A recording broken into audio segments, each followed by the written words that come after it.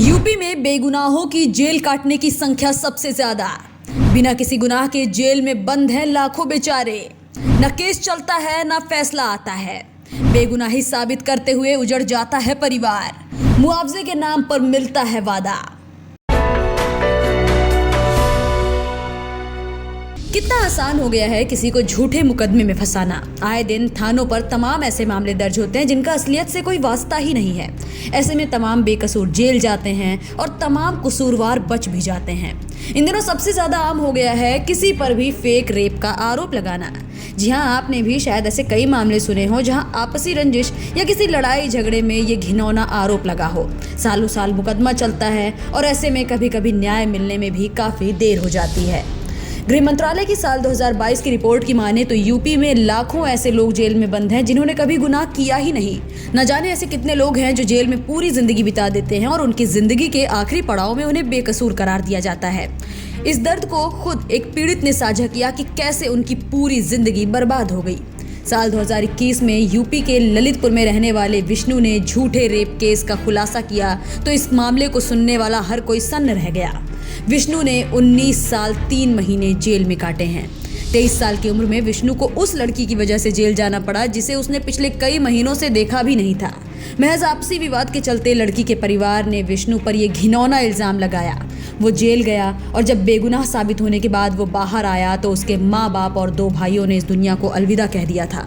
विष्णु ने बताया कि साल 2002 में सितंबर के महीने में वो दोपहर के वक्त खेत में गया जहां गाय भैंस उनकी पूरी फसल को खराब कर रहे थे। विष्णु ने इन जानवरों को भगाना शुरू किया तो कई लोग दौड़ कर आए और उसे मना करने लगे। इसी बात पर यहाँ इन लोगों के बीच बहस शुरू हुई और फिर गाली गलौज भी हुई। विष्णु को डर था कि उसे घर पर डांट पड़ेगी या फिर हो सकता है कि उसे बड़े भाई और पिता मार दें। इसीलिए वो डर कर अपने रिश्तेदार के यहाँ भाग गए। पूरे गांव में लड़ाई की बात फैली तो बड़े भाई ने विष्णु को वापस बुलाया और कहा कि कोई नाराज नहीं है। विष्णु हंसी खुशी अपने घर वापस आया और अगले ही दिन पुलिस उसे उठा कर ले गई। पुलिस ने बताया कि गांव की एक दलित महिला ने उस पर रेप का मुकदमा दर्ज कराया है। विष्णु को इस मामले में उम्र कैद की सजा सुना दी गई, लेकिन परिवार ने हार नहीं मानी। परिवार ने सारी जमीन कम दाम पर बेचकर मुकदमा लड़ा और इसी बीच विष्णु के पिता, माता और 2 भाइयों की मौत भी हो गई। इन 4 लोगों की मौत होने के बावजूद कभी भी विष्णु को जेल से बाहर आने की इजाजत तक नहीं मिली। बताया जा रहा है कि साल 2020 में नए जेलर आए जिन्होंने विष्णु की फाइल देखी। इस फाइल में न रेप का जिक्र था, न ही उस महिला को कोई चोट या खरोच आने का। केस सुप्रीम कोर्ट पहुंचा जहां से कोर्ट ने पुलिस को फटकार लगाई और कुछ दिनों की तफ्तीश में ही विष्णु निर्दोष साबित हुए। जेलर समेत जेल में मौजूद कई लोगों ने विष्णु को थोड़े थोड़े पैसे दिए और सिर्फ 600 रुपए लेकर विष्णु जेल से बाहर आ गए। विष्णु की शादी हुई तो अगले ही दिन उनकी पत्नी सारे गहने और पैसे लेकर भाग गई। इसके अलावा बताया जा रहा है कि विष्णु के पास रहने के लिए घर तक नहीं है।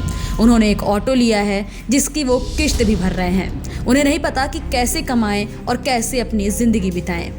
विष्णु ने बताया कि उन्हें सरकार और प्रशासन से आवास और राशन देने का वादा भी मिला, लेकिन आज तक उनके पास कोई भी सुविधा नहीं आई। लोगों का कहना है कि जिस महिला ने विष्णु को इस झूठे मामले में फंसाया था उसे पैरालिसिस का अटैक पड़ा और उसकी भी मौत हो गई। ये तो महज विष्णु की एक कहानी थी। ऐसे ना जाने कितने विष्णु हैं जो आज भी जेलों में अपनी जिंदगी काट रहे हैं। अगर आंकड़ों की बात की जाए तो साल 2022 की रिपोर्ट के मुताबिक करीब 1,30,335 बेकसूर लोगों ने 3 महीने से ज्यादा जेल काटी है।